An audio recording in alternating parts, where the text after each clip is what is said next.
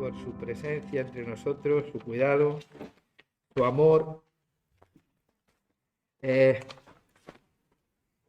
y poder estar juntos es una gran bendición. Bueno,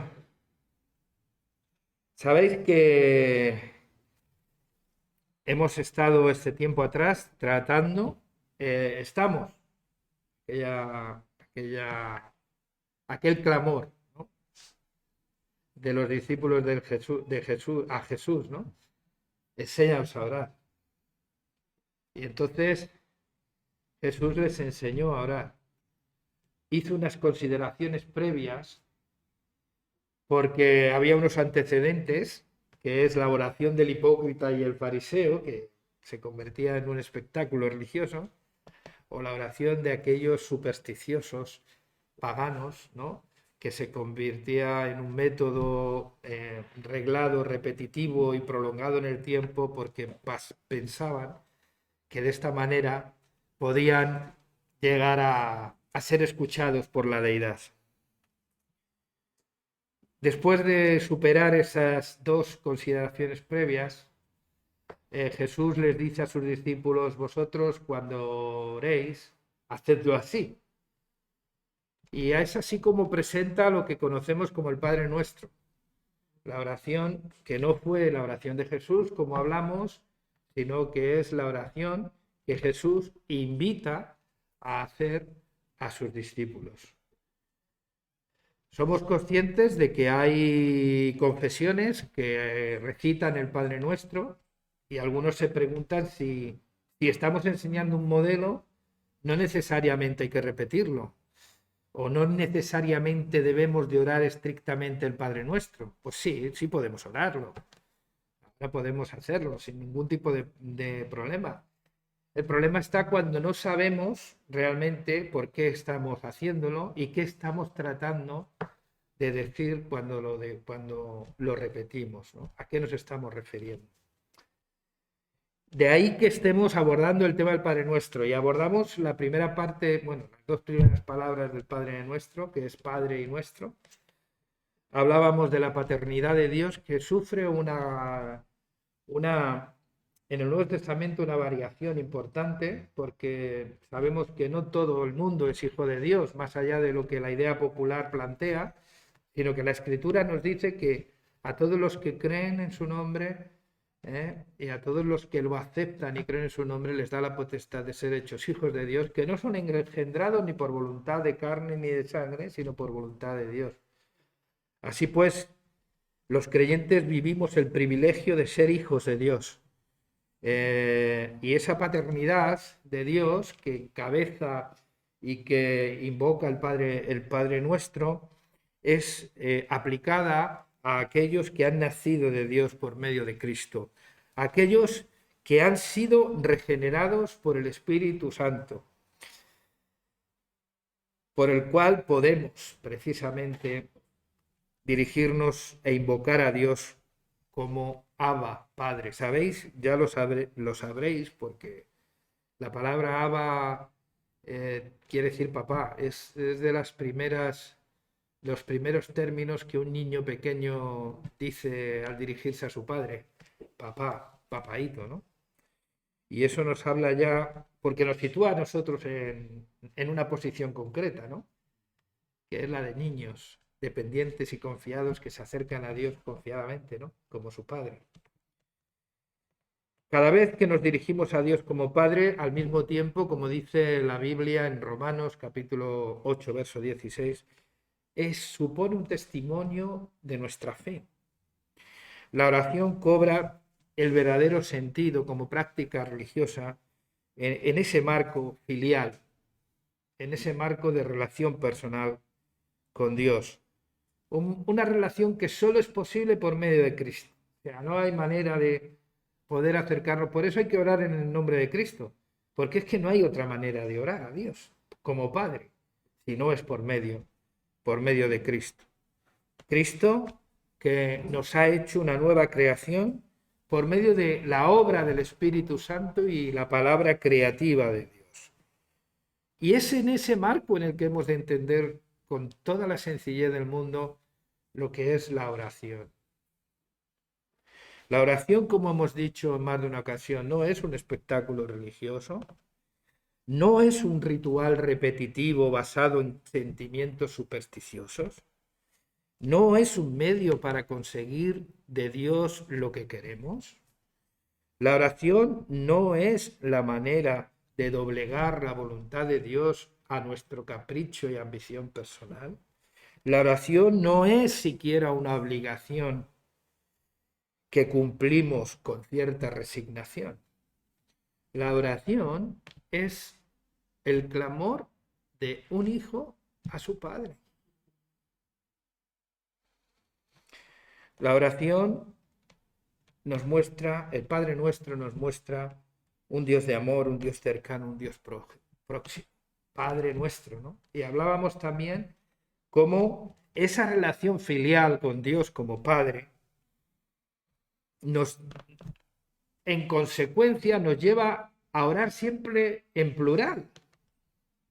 Padre Nuestro. No es Padre mío, es Padre Nuestro. Porque estamos hablando de ese marco filial de relación familiar con Dios.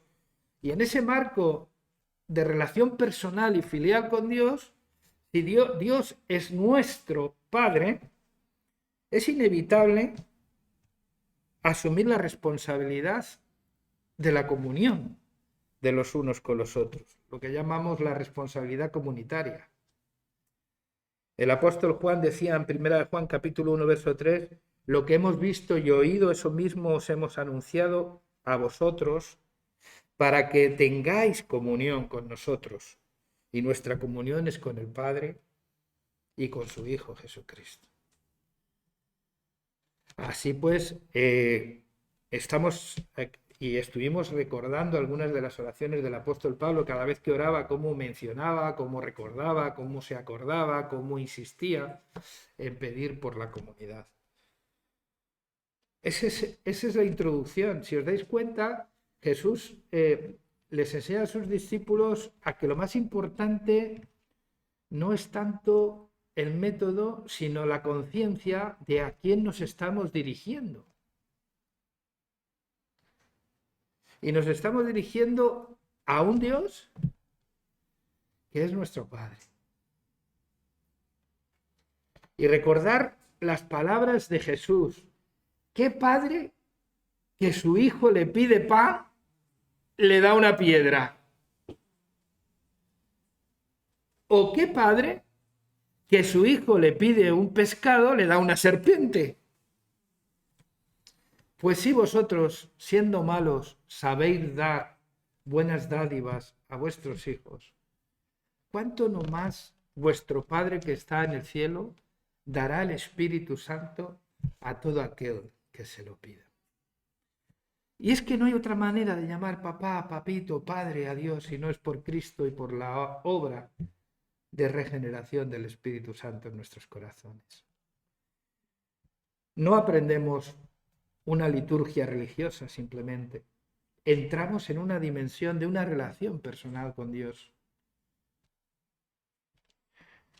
que nos lleva también a una responsabilidad comunitaria. Y ahí nos quedamos. Y hoy me vais a permitir que siga yendo despacito con el Padre Nuestro. Como diría Luis Fonsi, ¿no? Despacito. Para que se nos quede claro que no es que esté mal rezar el Padre o orar el Padre Nuestro. Lo que está mal es no saber de lo que estamos hablando.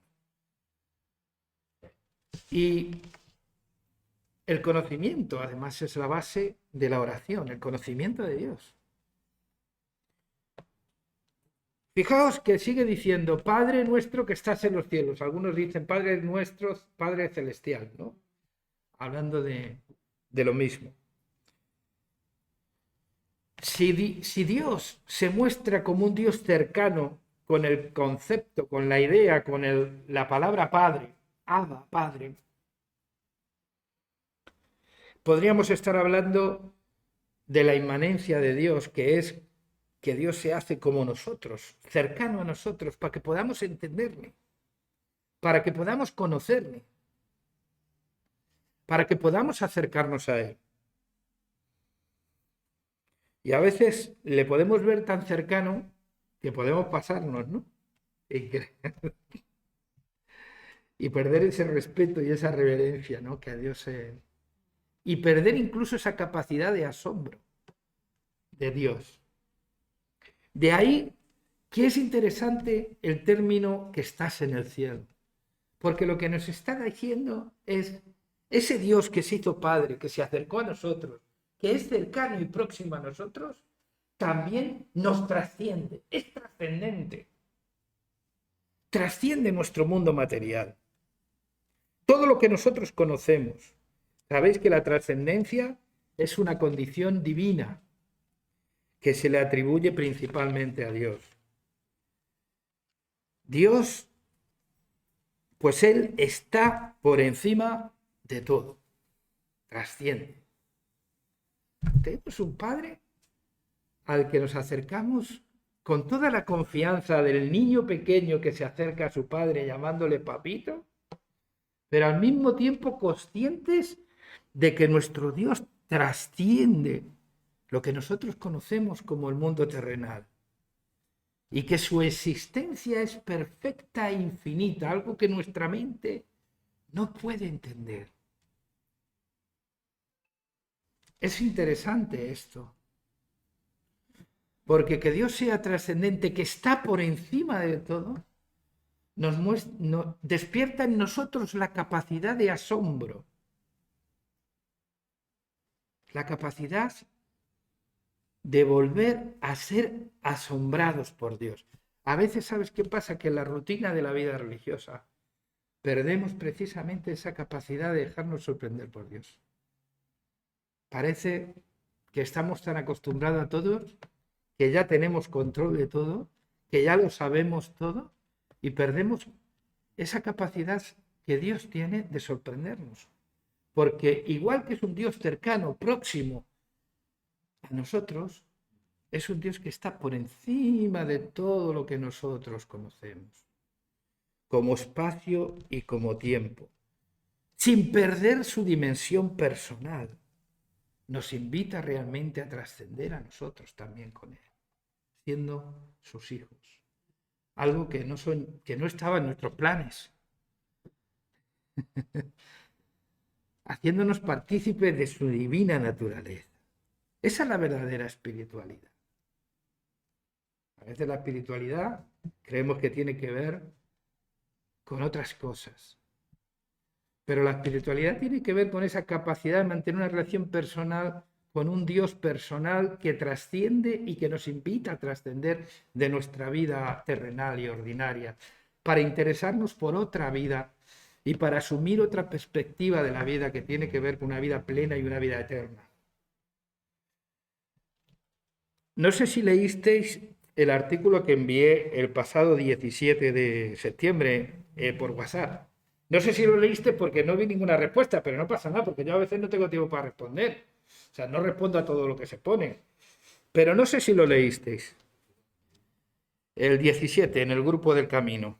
Es un artículo de Jaume Triginer, que es licenciado en Psicología por la Universidad de Barcelona.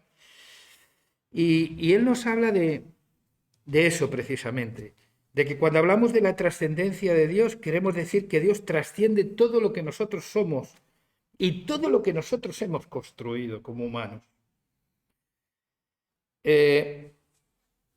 Todo lo que tiene que ver con este mundo, incluso con lo religioso. Y cuando no se tiene en cuenta esto, a Dios se le trata de encapsular, ¿vale? Se le intenta hacer del Real Madrid o del Barça.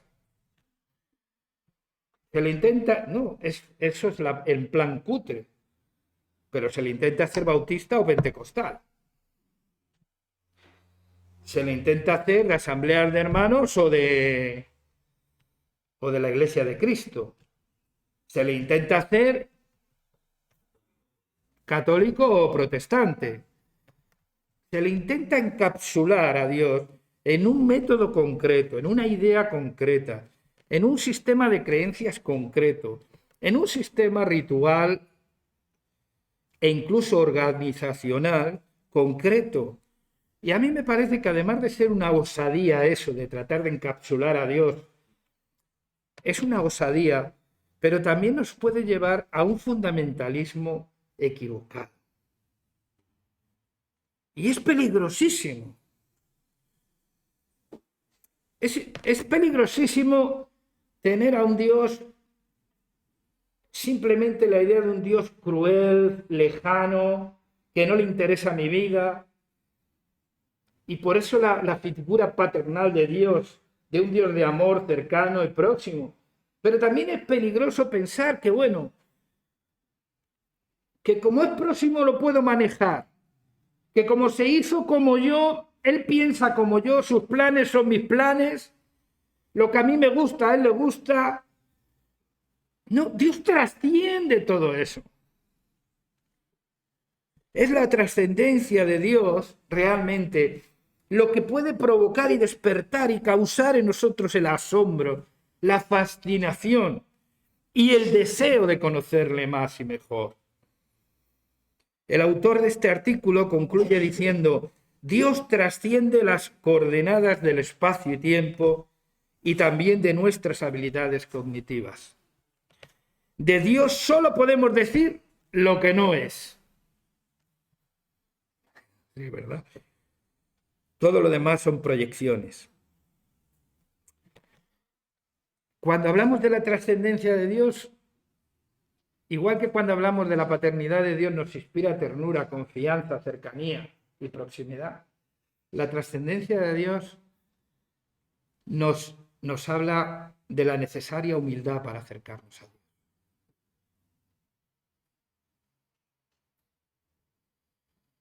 De no pensar que lo sé todo acerca de Dios. Y que eso me lleva a juzgar a unos, a otros, y Dios es de los míos, o Dios trasciende todo este mundillo.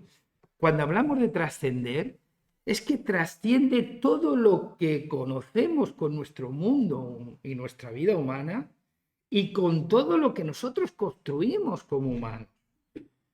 ¿Recordáis el pasaje de Isaías 55, no? Versículos, lo quiero leer y a veces estoy intentando leer sin gafas y la verdad que tengo un lío.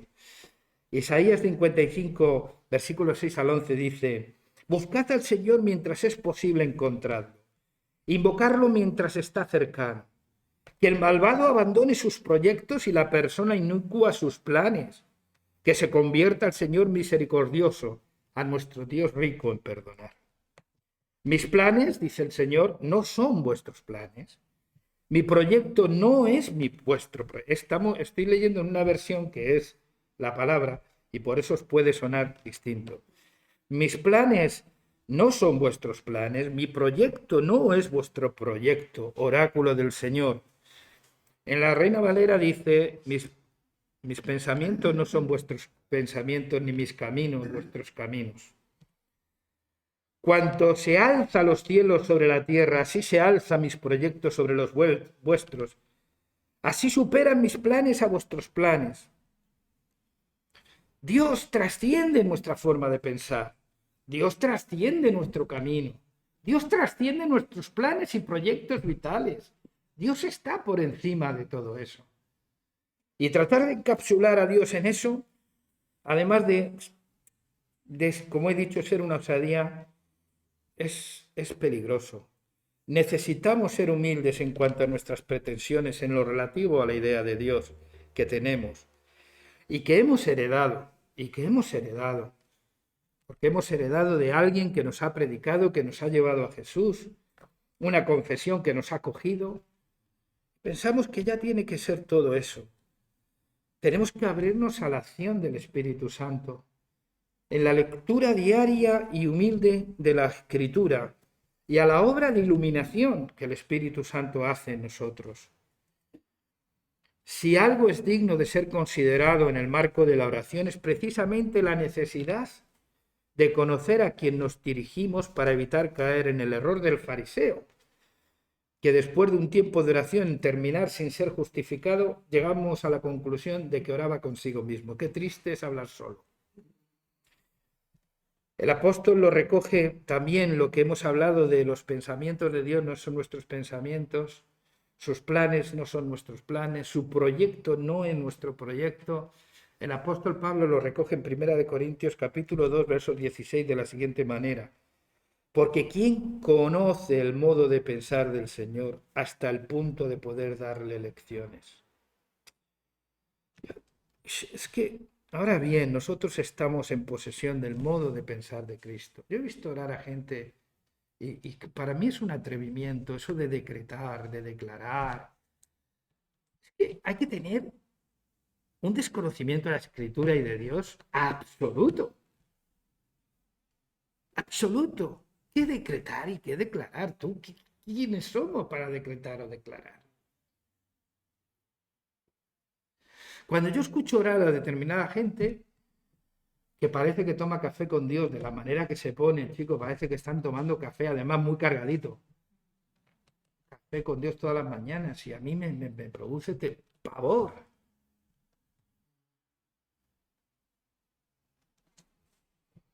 Así que, si bien hemos aprendido en las primeras palabras que Dios es un Dios cercano, próximo, al que podemos acercarnos confiadamente, en este segundo parte del Padre Nuestro, en el que estás en el cielo, aprendemos que Dios es un Dios trascendente, al que hay que acercarse con humildad, sin pretensión de saberlo todo, sin tratar de dominarlo porque Él está por encima de todo, sin tratar de convencerlo de algo que tú estás convencido y trata de convencer a Dios que las cosas tienen que ser así. Y tiene que ser como Él dice, como tú dices.